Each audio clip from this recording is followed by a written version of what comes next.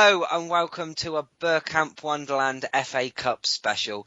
Joining me tonight I have Danny, I have John, I've got Kris, and I have our legendary friend from Bristol. It's Mr. Stokes! So this is pretty much an ad-lib podcast. There is no notes, there is nothing. So who wants to start us off, boys, about yesterday? I think we're all pretty pumped, aren't we? I'm fucking psyched. I'm still half Butt dead. cheeks are unclenched at this point. I'm just wandering around the streets like with a really sort of grimace look on my face, like, do you want fucking a piece of me to people? Because I'm that psyched up.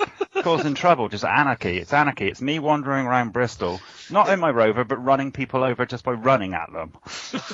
So we're still playing a bit of Grand Theft Auto Bristol, are we? It's Grand Theft Bristol, but it's just me running around with a look of, absolute terror and fury in my eyes because I'm that pumped because we won the FA Cup. Are there any muggy Tottenham fans about?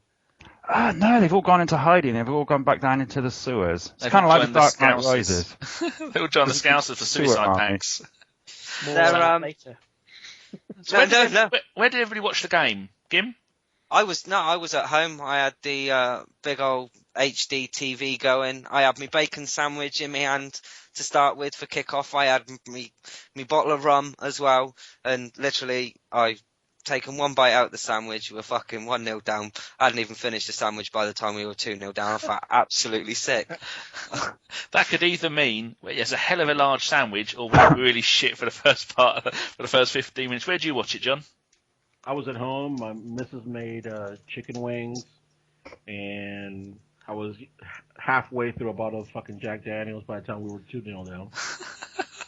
I was screaming. Obviously, the La Liga match between Madrid and Barcelona was going on at the time, so I think I was screaming at the same time they were. You kept telling me in the WhatsApp group, no one gives a fuck about that game. I thought, well, I do. I'm a fucking Atletico fan, you shitbag. I didn't give two fucks. Oh, dear. How about, Kris, where did you... I know you sent in the WhatsApp group, you sent a picture of us with you sitting on a cannon with your hair flowing in the wind at a jaunty angle. It was a beautiful, beautiful image, wasn't it? Where did you watch the game? I did watch it at home. I got up really early and had really nothing to do. So I did a spot of babysitting, hence why I was out and about, went to touch the old Lucky Cannon up on Plymouth Hoe, which sounds wrong. You missed it in 2010, didn't you? I did, yeah. A Lucky Cannon on top of a Plymouth Hoe. Oh, damn right. and she loved it. It's a Friday night already. So I did that, and then I came home and I watched some ridiculous comments from a few ridiculous people on ITV and BT Sport, and I watched it at home, and I must have covered every single area of my carpet in amongst that game. I was up and down, I was wandering around, pacing. I couldn't sit still. Covered it with what? Juices. Juices mainly. Frothy ejaculates. Oh, yes. Where do you watch it, Stokes? In a pub in Bristol. I thought you were going to say through the window at Curry's.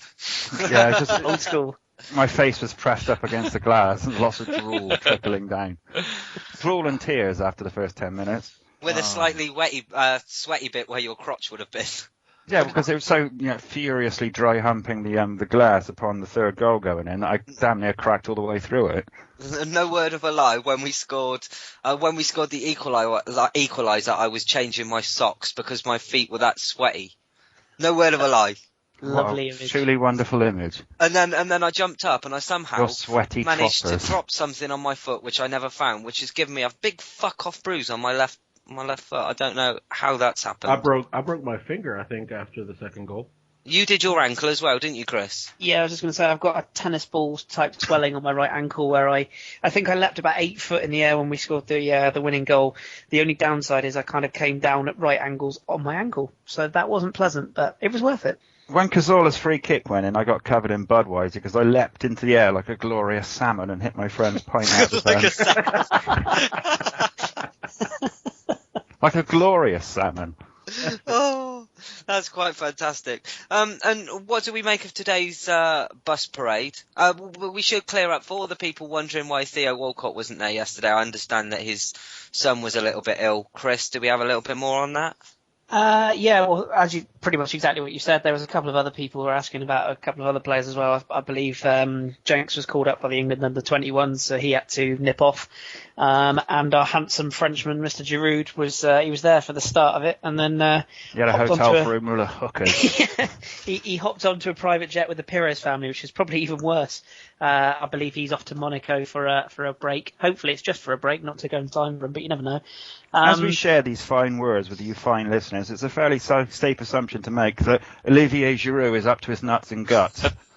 I think that's quite a safe assumption to make. They're costing Giroud will £500 be fornicating for the rest of the summer. And it's £500 an hour, so he couldn't waste them.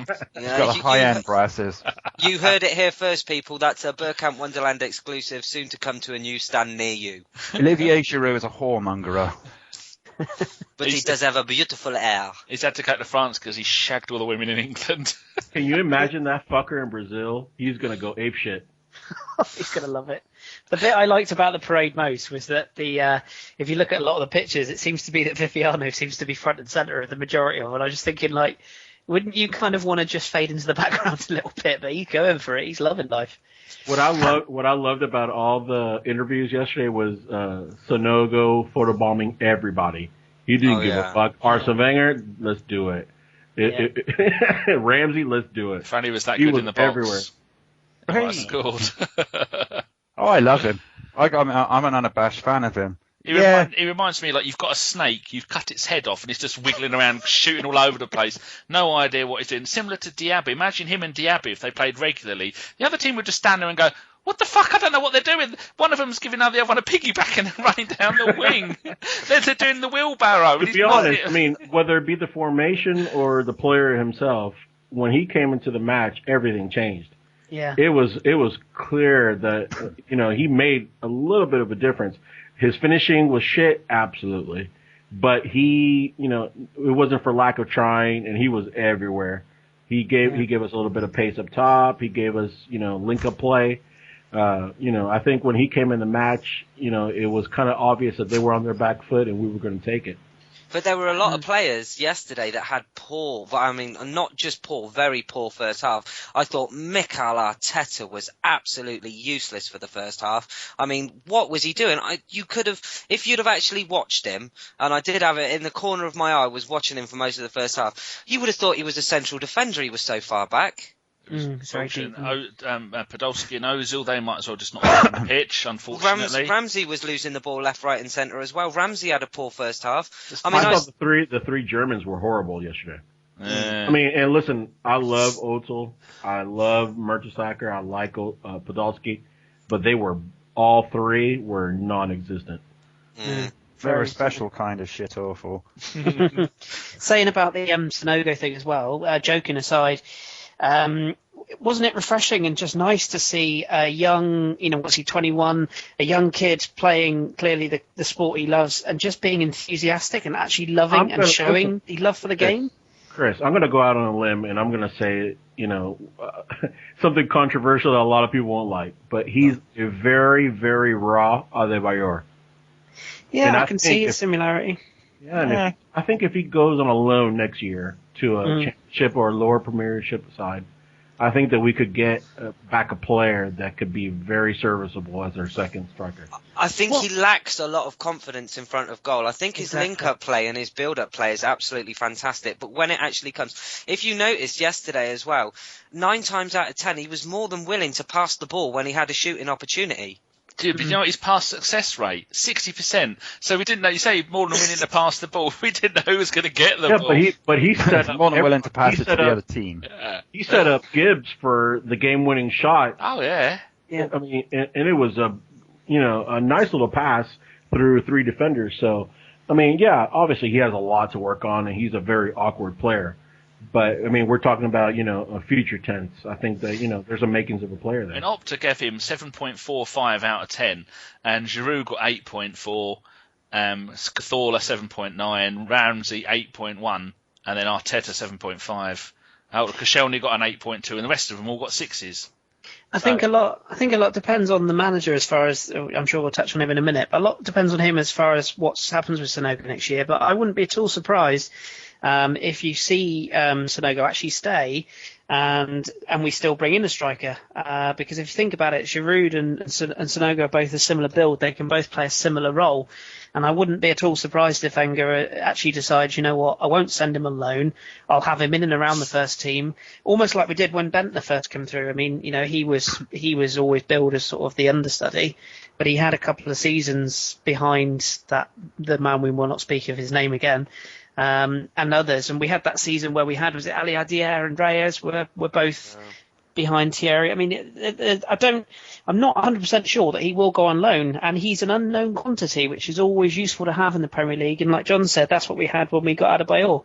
He just reminds me of, you know, when you watch a basketball player that's like, you know, 7 foot tall when they're in high school and college, they don't know how to use their length or, you know, their physical prowess. You can tell he's got pace. You can tell, you know, obviously he's got the height. You know, I think he builds out a little bit more, hits the weights, gains some, you know, pounds, gets a little bit more technical ability in his finishing and whatnot. I think we have a player. Yeah. I reckon you could be right. What we should be talking about, though, is the goal that actually clinched it. And what I tweeted at the time was Charlie George, Alan Sunderland, Aaron Ramsey, enough said. That moment, beautiful.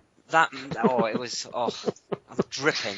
In another Shakespearean. That moment will go into folklore, surely. That is what we look back as. What I meant to say was what we would look back at as Alan Sunderland or Charlie George in 20, 30 years' time. Fans that where we are today will look back at Aaron Ramsey's goal at that moment. Do we agree with that? Oh, alternatively, we could all still be here in 30 years' time and looking back at it ourselves. But I mean, the new breed of fans, say our children. Breed? Yes.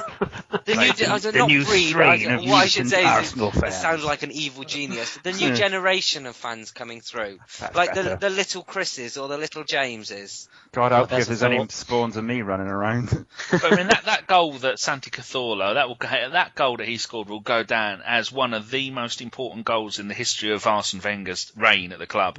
Because you know, I heard a lot scoring. You guys hear a lot yesterday about Wenger telling him to shoot to the right, but if you watch a lot of La Liga, he did that against Real Madrid the year before he came. I was just thinking that against Malaga, wasn't it?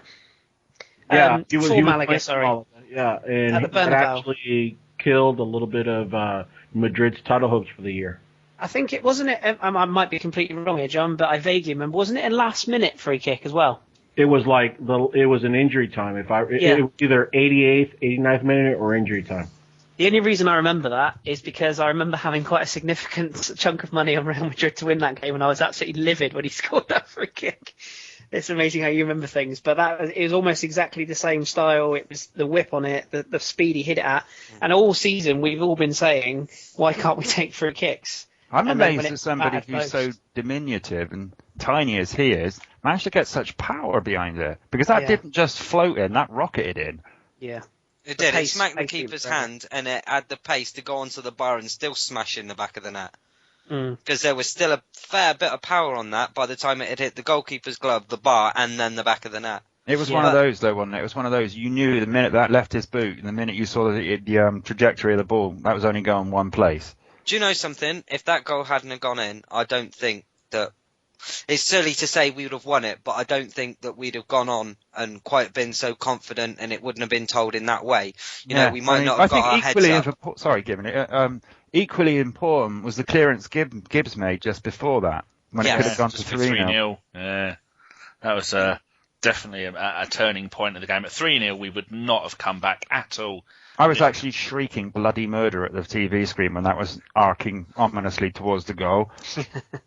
But for the not talking about any of the goals or any of the performances. What about the referee? He was horrible yesterday. Oh, he was bloody awful. He's up on our list of awards for cunt of the year. There's a blind referee. We had 4 clear penalties yesterday. Huddleston fat cunt got away with 7 fouls before he actually booked. Yeah, fatty Huddleston. I can't stand him. I don't know why. I just hate Tom Huddleston, the useless fat lump of shit. I was looking at the Opta stats for it, and it says here Huddleston only had 2 fouls. How the fuck is that? No one in the about 35 cream cakes at half time. It's just but if you look at their star player, Curtis Davis, he had 9 interceptions, 14 clearances, and blocked 4 shots. Without that bloke, because looking back at the stats, I think we had, reading here, 25 shots at goal, 7 on target, 11 off target. Now, some of those 11 off target hit him and went off. That's why we got so many corners. We ended up with 7 corners. I mean, they only got 3 corners. Most of them were in the first 10 minutes. But we were just shooting from everywhere. And Ramsey, you just knew that Ramsey was going to score because he was determined. What did he have? 4 or 5 shots? Yeah, one of them was going to come good. One of them killed someone in the back of Wembley, which is probably, I don't know whose end that was at, but that was just, you just knew that he had it in him, that he just, I'm going to take this, I'm going to score the goal, and I'm just so glad for him when he did. But the winning goal is another team goal. Yeah. Sure. Giroud's back heels. What a cheeky back heel that was. You've got to think as well that the time that scored, the amount of effort that's already gone before, the amount of energy spent in the game to have that much composure and that much speed of thought and, dare I say it, mental strength to even pull off. I mean, Giroud's back heel was inch perfect. The finish was, I think if he'd have taken a second more to think about it, it doesn't go in, but it's instinct, and that's a fine example of what a player that Ramsey's become. He's just pure instinct now, and he doesn't need to think about it. It's just natural talent. I think that's just one of those things. He saw the ball in front of him from Giroud. He had a bit of space, so he just put his laces through it.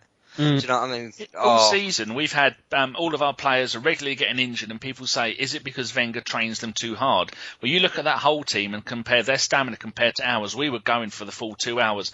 After about 90, 95 minutes, they were fucked. And maybe that just shows that Wenger's doing the right thing by working them hard, because they can go for 2 hours. Well, you also have to look at our system of play, and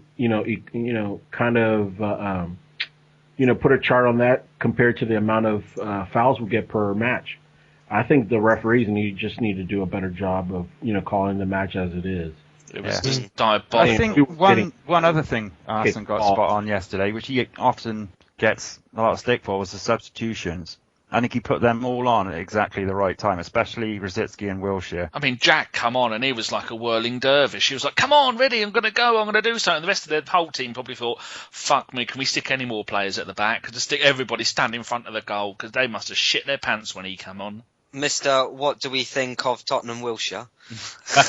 Singing the song, wasn't he? Where did he sing that? At the stadium? On the bus. Oh, on the bus. No, it was at the stadium. Was it at the stadium? With a microphone, he was at the stadium. Was he? I didn't see any What of that. What about Mertesacker in the last minutes with that fucking... What the fuck was that about? More like Lucas Fabianski. Oh, gee, Steve must have been turning in his premature grave with that one. He went all...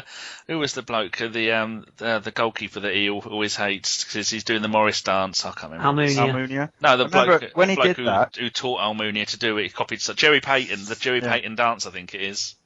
When Almunia did that, I remember vividly it was in the pub, and must have been 20, 25 people all said at the same time in perfect unison, "Where are you going?" That's the same. Stay at home. But fucking poor bloke, he fell over, didn't he? And then he was scrambling to get back up. I mean, I've seen Milk get up quicker. See, the problem is, right, and this is my take on it. Although I didn't agree with Fabianski being there and being played, because I would have had Szczesny every day of the week. Yeah. I don't think Fabianski was at fault for either of those goals.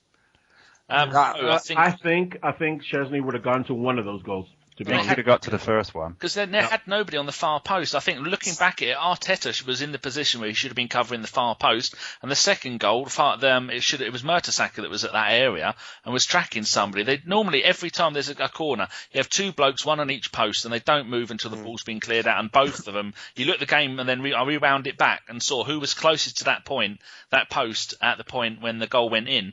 And it was Mertesacker and Arteta. For me, it's kind of meant to be, because Fabianski, for me, I trust Fabianski more in penalties than I do Szczesny. I was thinking that it was going to go to the end of the game, and then it looking like it might go to penalties, and then that it looks like a masterstroke by Wenger having Fabianski in goal as if he knew it would go to penalties. Yeah, and so, Szczesny's a better shot stopper. Yeah. But, I think Szczesny's better in the air as well. He's better at crosses.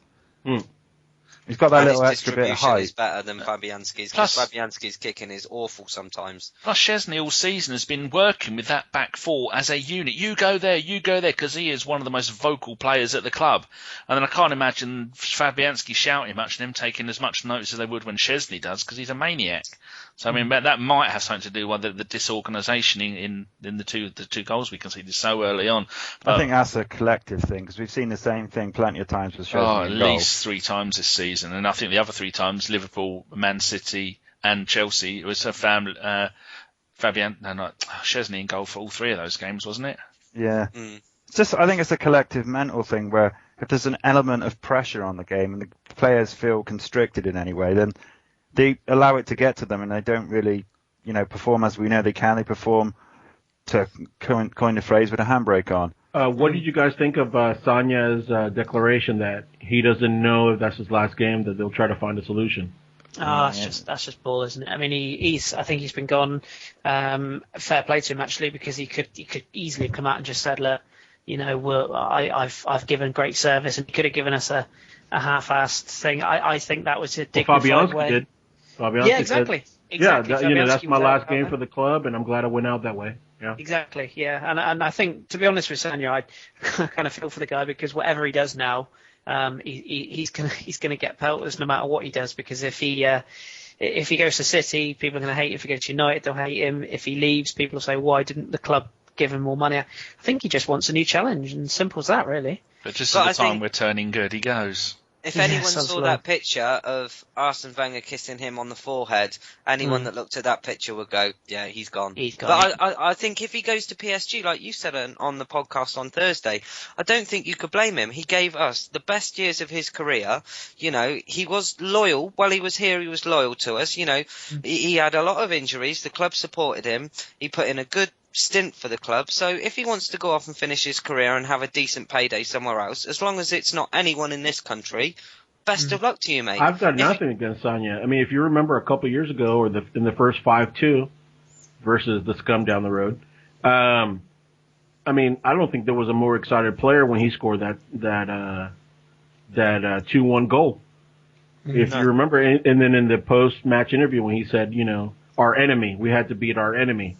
I have nothing against him. He's going to get his last contract somewhere. They're going to pay him, I guess whatever it is that he, didn't get while he was here. And, I think a lot, like you said, Gim, as long as he doesn't go to United or City, he'll be fine. I think I might be the lone voice of optimism here, where I actually think he's going to stay. I can see it.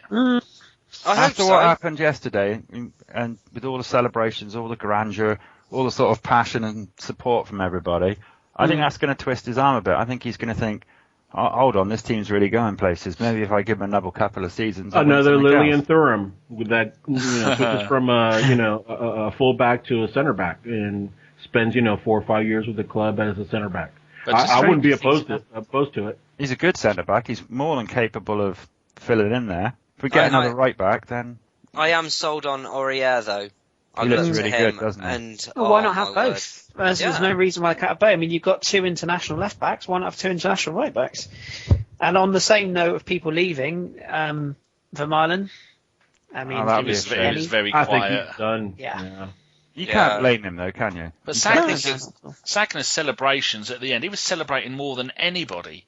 It was absolutely over the top, going mental about it, which I thought was really nice to see. But wouldn't it be weird if Sagna does go to Man City? That's got to be some kind of football trivia game. Who played their last game for one team, first game for the next team, both at Wembley? It'll be Sagna, wouldn't he? Because he'll be playing in the Charity Shield.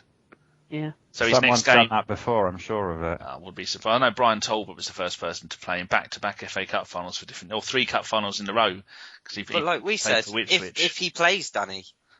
If he plays, you remember. Well, he got Kolarov, didn't you? Yeah, someone very good in front isn't it, in his place? Zabaleta. Who don't fucking Kolarov? That's the other side. Zabaleta. Chris, you've prepared something for us tonight, and I will go into it because this is only going to be a short one. Is it a buffet? No, it's not sausages and mini cheddar based. No, it's not. There's no mini cheddars. There's no buffet. I think I'd like to think Chris would provide us with something culinarily breathtaking. But something we can dine out on is bitter spuds. I think something which we that all was enjoy. A faultless segue, by the way. It was beautiful. I'm going to eat some midi cheddar, so I'm putting this on you. Good luck. That's quite all right. But with the jubilations of the cup final, you're always going to have your bitter rivals. And Kris, I understand that you've got a collection of some fine Tottenham-based tweets for us. I have. I've actually been retweeting them for the past half an hour, I guess. Some of these are just fabulous. They really are, and I can't take full credit because I'm sure many other people have done this throughout the day. But feel free to nip onto my timeline and have a good giggle. There's a couple of select ones that I'd like to pick out for you. This young gentleman doesn't seem to even know what country that Jack Wilshere is from. And I quote, "Jack Wilshere, cokehead, you little piece of redneck shit." Redneck? Exactly. So that's an interesting one. Interesting. He's from Kentucky. Yes, apparently so. What do you think of Jack Wilshere, cokehead? What do you think of Jack Wilshere's... Oh, sorry, what do you think of cokehead father's scum? That's another nice gentleman there. It's really heartwarming, isn't it? It is. Listen to this mongy little cunt. There's not a player I despise more in football. Brilliant. This one is a particular highlight of mine. Go get sunburned today at your wank parade. Lol. When you're tell that last one's written with tears, can't you? Yeah, when you're digging out the sunburn gags, you know you're in trouble. That's a bit lame. I've got to be honest, the ones that came before are like, fuck you, cunt. And you said, oh, exactly. Sunburn. This one's particularly funny as well, because you can tell this one's been like clinging on to the very depths of what they've got left. We have won a trophy in 6 years. They have won one in 9 years. Oh, really? I mean... That's scraping the barrel, isn't it? That's scraping the barrel. I mean, there's a long list of these. I also tweeted a couple that were during the game yesterday. One particular highlight of mine was after the Kieran Gibbs miss, one of the Mongs tweeted, "Danny Rose would have scored that." I mean, you know, anyone that saw him hit that shot against West Ham, I mean, I'll rest my case there. Do you know, two of my favourite moments from the season have been Flamini and Sagna just cutting that little shite bag into two. Oh God, yeah, he's a fat little prick as well, and he's funny. He wasn't the same after Flamini. He just looks like £10 of shit in a £5 bag.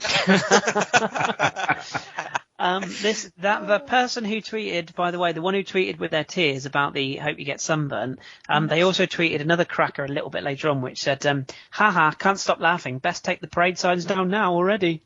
So they obviously they didn't take that one down. I mean, this is the thing. You have to take these tweets down because people like us are going to fire them. So, I mean, yeah, there's a ton. So anyone that's interested, please feel free. There's one that the ladies will find particularly nice, which was, this one. Tottenham girls are so much better looking than Gooner girls. Which, I mean, debatable. You really are scraping the barrel there. And I got one reply from that already from Tweetly Blonde, which was, haha, muggy little twonks. And another one from Jay Victor, which was good. With £15 of makeup on their face, they wouldn't even make a fish look attractive. They're all pigs. They're all pigs. Me and Danny take credit for the twant. Yes, absolutely. If anyone is interested in looking at these tweets, by the way, just stick in hashtag FOYG. I don't actually think I've ever seen a Spurs fan that's female that wasn't some hideously deformed old twad with a gaping cavernous vagina. I have no words. I remember I tweeted one of some Tottenham fans once, and it was a girl with this other... Oh boy, I think it was her dad or her brother or both. Do you know what I mean? But they looked like they had walked straight out of Chernobyl, literally. they were like deformed as like a fucking leg for an arm and an arm for a leg. Fucking horrible looking fucking sacks of pig shit. I got a question for you guys actually, and it's very pertinent. I feel that we should all address it professionally. If you had the opportunity, would you fuck a Spurs fan, a girl? No. Not even to like worship jackhammering away to go, yeah, we won a fucking FA Cup. I'd rather have a hate wank, James. Are you sure? Let's just take a moment to think about it seriously. Even if you could use John Terry's tears as lubricant. Let me just paint a hypothetical picture for you a second. Right? John and a lady Spurs fan are enjoying a glass of wine together. There's romance in the air. Their hands inadvertently brush one another across the table, and the lady whispers deep into his ear, "John, take me back to your hotel room. I want you to do despicable things to me." Now, John, in that situation, what would you do? No. Nothing. He's Kill got a him. missus. Run. It's hypothetical. I know away. he's got a missus, but we're just talking purely hypothetically. Would you You'd go? find out. I would run away. Look, for me. So you wouldn't look her back in the eye and go, "Yes, my love, for Arsenal. For Arsenal, I will have sex."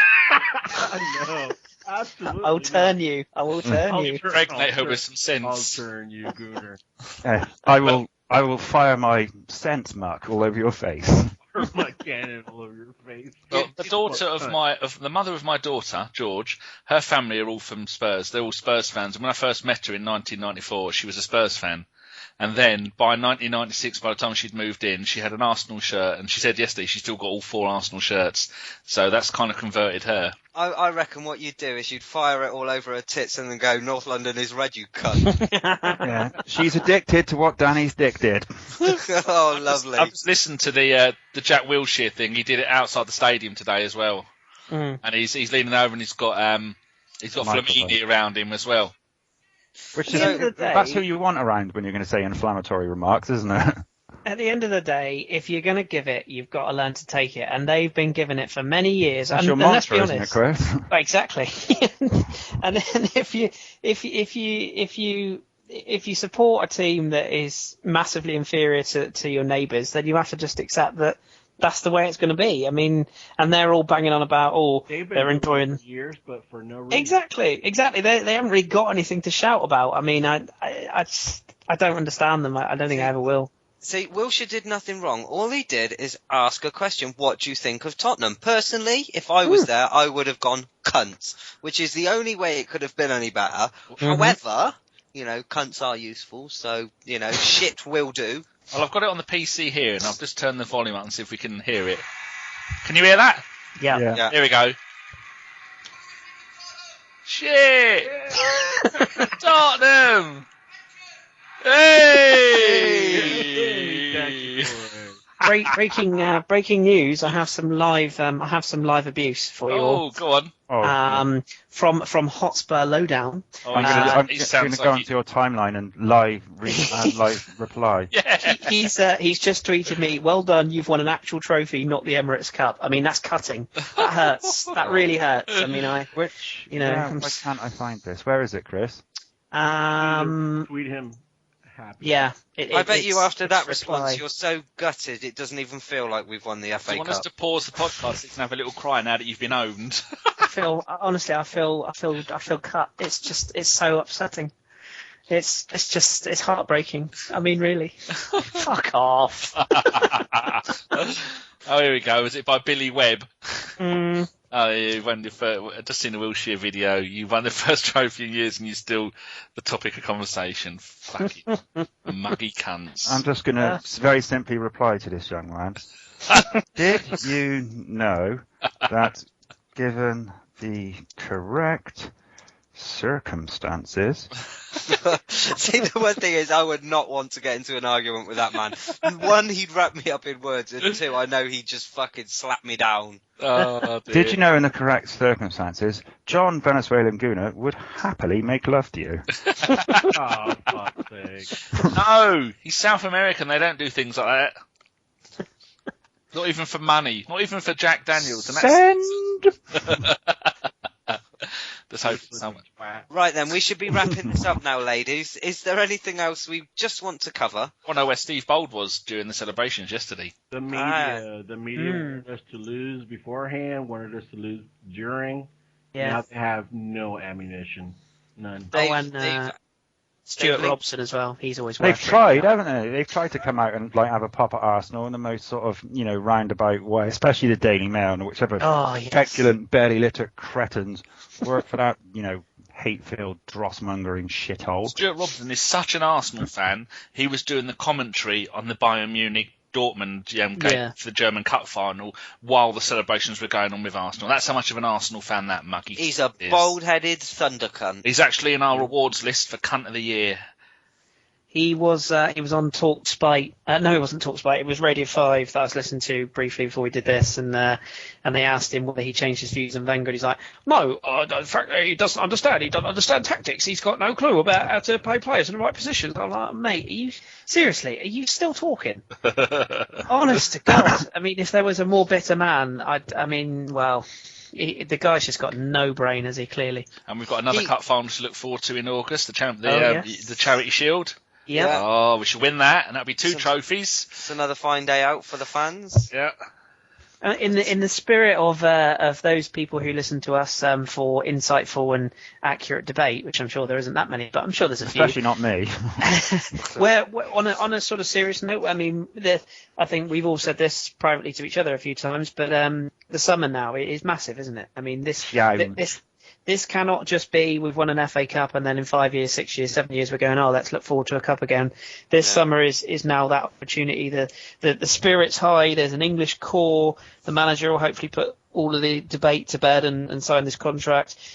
He's got to make the right moves now. And I honestly think that even maybe not Gav, but most people, even the Wenger out brigades, I think will turn if he's delivered this trophy. Are you trying to say Gav's going to turn? In what way do you mean turn? I don't think Gav will turn that I really way. like Arsene Wenger now. He's going to become straight. I don't think they'll turn in the respect that there will be some people that will still want him out no matter what he does. But if he makes a couple of marquee signings or he brings in the right players and we get off to the right start, then they won't have any choice but to hold their hands up and go, you know what, maybe I was wrong. I think everybody's, hung up on that marquee, quote unquote marquee signing.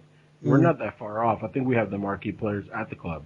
I don't actually think we need to do that much. Just 2 or 3, not necessarily marquee, but we need to reinforce. Be there. The foundations are there, yeah, definitely. Yeah, first team challenging players, and I think the only one that obviously the striker is the big one, and like John says, it doesn't need to be marquee. It just needs to be somebody that keeps people's play. Every player in that team should have a player behind them, pushing them, so they know no matter what happens that they're not guaranteed a game. I don't know what it is about you, Chris, but everything you say to me just sounds filthy. So do you think that go on, Chris. Maybe it's my velvety tones. I don't know. I think you're surreptitiously a sex-mongering deviant of the near-biblical. I think it's just because I'm a long-haired cunt, personally. But, do you ever? I wasn't going to say long-haired cunt. You're quite a lovely human. I reckon that if you two ever met at first, James would go, "Who's that bird with the lovely long hair? Oh, hello, sweetheart," and you'd probably play along with it for a good 2 to 3 hours. Hello, lover. Would it be like a Tuesday Club moment where Tayo with nice. Beard, she was nice. No, he's one of those. You'd see him in a bar, right? You'd have his back to you. You'd look at Tayo and go, "Yeah, I'll have a go on that." You walk up to him, put your hand on his shoulder, and go, "Would you like a drink, my love?" And he goes round and he goes, "Yeah, lager." I'm not Gav. Where they do, that still wouldn't say that that's not a female. You got to understand, Chris is from Plymouth. He's probably one of the more attractive females around there. Hang on. If I can just stop you there. I am not from Plymouth. Thank you very much. All right, allow me to retort. Thank you very much. You reside in Plymouth. You're a native Plymouthian. Yes, I will not be. I will not be tarred for that brush. Pilgrim, yes. So is it a sign of good things to come that arguably our biggest game since the Champions League final, which I think this was, Giroud, who has been given shit all season, was arguably our best player. Does that show? He was great yesterday. I think a lot of people underestimate the fact that 22 goals and 10 assists is a bloody good return. I think that he has shown that he is up for the big occasion. He didn't shit himself. Some of the other players there, Podolski, who I've been touting all season, might as well have not started. He was rubbish. The progression. All we want to see is progression. If he can, and he has done season on season. I think somebody. Sorry, John. Sorry. No, I'm just saying. If he can do better next season than this season, then I think the critics need to calm down about his inclusion in their squad. Maybe Wenger let him play a little bit more of a striker role rather than a covering every position role. What were you going to say, James? I think I can't remember who said it, but somebody summed Giroud up perfectly for me the other day when they said that if you isolate him, he's relatively ineffectual. But if you enable him to connect to others and be a part of the game, then he's really, really effective. He needs players around him. If you give him that, he won't let the team down. He won't let anyone down. He needs runners and he needs link-up play. Yeah, because he's bloody good at it. somebody said as well about a lot of the media have been giving us. I've listened to a few 5 Live again, I think it was, and 606 last night. You can never judge by those people, but a few people were saying, we need to go out this summer and we need to sign a world-class centre-back and somebody who can lead the team and all that. I think that's bollocks. I think the 2 centre-backs we've got are perfectly good. Yep. The problem we've had in those quote-unquote big games where we've got mullered is the players offering the shield in front of those defenders. If Koscielny and Mertesacker have got God knows who running at them because there's no filter, that hulking great presence to stop the flow coming through to them, then they're exposed. I don't think centre-back is important at all. I think, we do need one clearly if the Milan goes, but I think it's more important that we get a solid defensive midfielder who will offer genuine protection. In front of the back 5. Collectively, we need to be better. Would there be any way forward of playing Ramsey and Wilshere in those 2 central midfield positions and don't worry too much about a defensive one because they can both do defensive duties? They've both got the energy, haven't they? Jack, that was, back, in 2010. Yeah, he was touted as a DM, wasn't he? Yeah. Absolutely. Look at that match versus Barcelona. If it's that Jack that does the simple things, covers his fellow center midfielder, then I think we have it. I think we need a presence as well. A presence would help. Someone who's not diminutive playmaker like the vast majority of our midfielders are. Yeah, somebody in the vein of Diaby, someone that size. If you look at some of the best defensive midfielders in the world, they can all still play. I mean, John knows better than I do, but Xavi Martinez is one that immediately comes to mind. Even Yaya Toure, they didn't, originally when he first sort of broke through in his career, he was more of a defensive-minded player. If you're that good, Vieira is, your prime example. He was a central defensive midfielder, but he got goals because of his stride and his ability to take the ball and drive at players.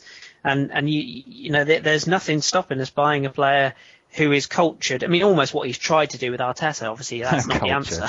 It's not the answer, but it's that kind of player who's got a final ball and the ability to look up and play a final pass. And Jack's got all that in abundance. Yeah, but the problem with Jack is that he's had, the thing about, replacing Cesc, being the number 10, then having the England hopes on his back. I think take a step back and just go back to basics. And I think Jack is a good player there. You add somebody below him that can come in and be a physical presence, as James said, and I think that we have the 2 players that can play that position. I think next season is going to be really promising. I'm really looking forward to it. I can't wait. Me and John are going to keep banging the Itaraspi drum all summer, by the way. Absolutely. I tell you who we don't need, and that's Balotelli. Not that fucking circus. How dare you? No, we don't. You just bring a fucking circus with him. We don't need that. Favourite. Right. The other defenders if he brings a circus with him. Danny, I think we've just got time to tell people that we've got a season. Is it our season review on Thursday, haven't we? Can I just tell people that we're doing ours on Wednesday? I like to do that. Yeah, of course. Have you got this Wednesday then, James? Bretons, no doubt. A strange Plymothian fellow with a penchant for Eastern European whores. I'd watch out for them. Who is he? I'll kill him. You don't want to go anywhere near him. He's a sinister taking all your girls, character. Chris, by the sounds of it. Bastard. And there's a jolly, portly, spherically domed, chubby, bearded man who may be joining us as well. He sounds lovely. He is lovely. He's a big, cuddly bear. Oh, woof. Doggy dogs. Hopefully Mr. Craig Hayward as well. Oh, splendid. And I should say, as an extra added plug to you, James, what nice. you showed us today, you did something about the AFC podcast, didn't you? Daniel and yeah. Quality. Absolute cunt. Something I must say, it was quite exceptional. Hats off to you because it must have taken you absolutely fucking ages. But we've put it on our Twitter account, so if you scroll back through it, it'll probably be a couple of hours by the time this comes out. Yeah. But it's a Goonosphere retweet, and I've also tweeted something about it. But go and have a listen to it. I can assure you will be in absolute tears. It's all we've done, genius. It is. They've cut little bits of what we've said, and they've done like a little bit of an interview that tells you the story of how we got started. And Danny, I can confirm that everything in that was true, wasn't it? So, not a day goes by that I'm not shitting in the bushes with Bale. Did you notice that we actually had one time when we had you on, Daniel and I were specifically getting you to talk about that as well? No, I don't remember what I was doing yesterday. Because it was part of, we really wanted to get that in there, but we really needed some audio of you talking about Bane. You were asking me, what did I think, Tim? And I said I couldn't understand a fucking word he was saying, that one. Yeah, we had to get you to say something about Bane, so we came up with the idea of just bringing you into a conversation about it. Before we end this pod, I've got a heartwarming story from yesterday, if you want to hear it. I went up to Adam Brooks Hospital about my elbow, because my elbow's fucked, and it turns out I've got a pinched ulnar nerve, which is why I can't use my right arm properly. We were sitting in the food court, inside Adam Brooks Hospital, and I had my Burger King, and then I was sat with Sean's mum, George, and we were sat there, and there was two blokes walking around with Arsenal tops on, and then Sean went into the Costa and was getting a Costa in there, and I said to George, I went, when she gets back, pretend, because I always say when there's a bloke, when we're watching Arsenal, I go, that bloke knows me, he knows who I am, he listens to the podcast, he knows who I am, although nobody does. I said, when she gets back, say to her, you'll never guess what happened, Sean. And then so Sean come back, sat down with her Costa, her mum said to her, Sean, you never guess what happened. Then Sean said, what? He went, she said, I'm embarrassed to say this. Do you know that bloke in the Arsenal shirt? Yeah, he only come up and said to your dad, are you GFP from the podcast? And we had to have it for 5 whole minutes. And poor old Sean was like, I can't believe it. And then she ended it with, I suppose he recognised me off of the podcast too, because celebrity. Do you know, I've actually been recognised out in Bristol. Is that cool? You covered in jam at the time? Yeah, that's why. Well, I can 100% say that not one person has ever said anything to me, so fuck all of you. They knew James from all the hidden runs in the area. I've overheard someone talking about the podcast, but yes. I didn't want to go up to them and go... I've told you guys a story about the policeman that pulled me over, haven't I? Yeah. I think you did, but regale us with it again. It's good. I got pulled over by a policeman, and I had the podcast I was on with you guys on the radio. I was listening to it. And it's one of those things where I didn't turn it off because I was like doing that thing where you furiously look around to think, what the fuck have I done? And these two, big burly policemen came up to me. I'd only had a tail light out, but they recognised the podcast and they recognised Danny. They asked me if they said, "Oh, are you an Arsenal fan, sir?" I was like, "How the hell did you know that?" And he goes, "Oh, we listened to that podcast as well." How cool is that? No, didn't he say? And then he said, "Are you James?" Didn't he? No, he didn't recognise me. He recognised you. I thought the story was he recognised you. No, it was you. He didn't recognise me. Danny, you've changed. So if said coppers are listening, hello. I currently have no points on my licence. I did have 9. I have no points either. You can imagine, I was bloody terrified when I get pulled over by the police. I think, oh Christ, what they got me for this time? More buggery. So you could probably, in fairness, let's just say it was a good job they didn't look it. in the trunk. Dripping jam. That's not jam, my lord.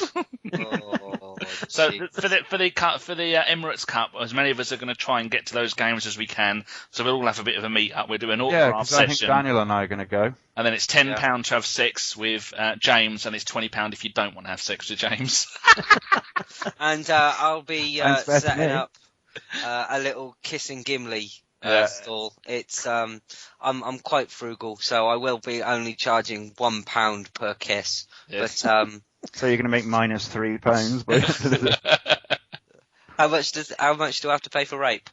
I'm sure if you wandered around certain areas of London, you'd get that for free. If you're asking for it, it isn't really the art. I'm a celebrity. I should be able to get away with it. But one day it's going to happen. You started a podcast so you can be above the law. When someone recognises any of us, we're just going to be really embarrassed and go, "No, that's not me, laddie."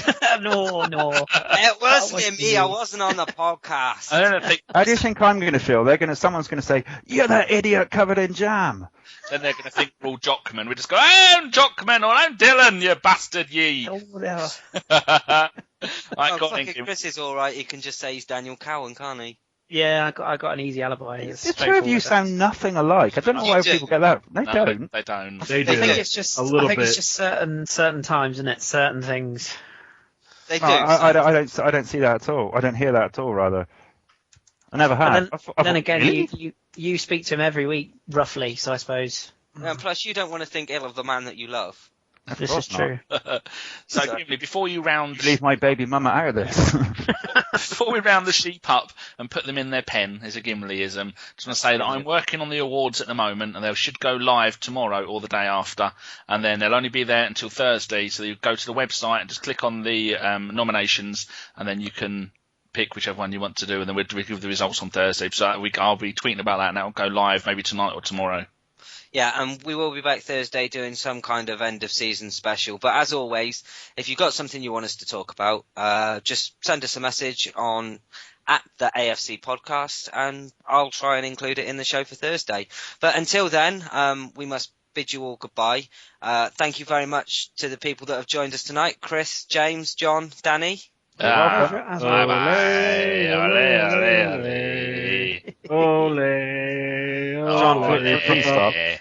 John's carried on singing just because he's too wasted. He's not bothered anymore. John's probably sitting in a pool of his own excrement. Jesus Christ! I was going to end it on that, but we can't end it on that. And that's 90% proof excrement. John, I've got a perfect way to end it, if you like. Go on. A little tweet from a gentleman who replied to the man who gave me live abuse.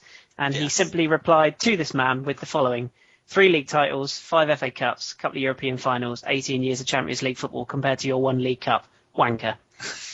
Oh, that's perfect. What's that guy's name? Because he deserves a round of applause. That man, I will give this man a shout out. It is at Michael_D_. Oh, and fuck him with the underscores. Salute you, sir.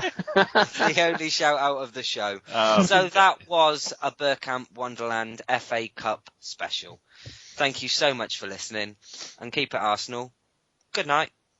Doggy dogs. Everybody loves doggy dogs. Kitty cats, kitty cats. Stop stealing my song, you egregious twats.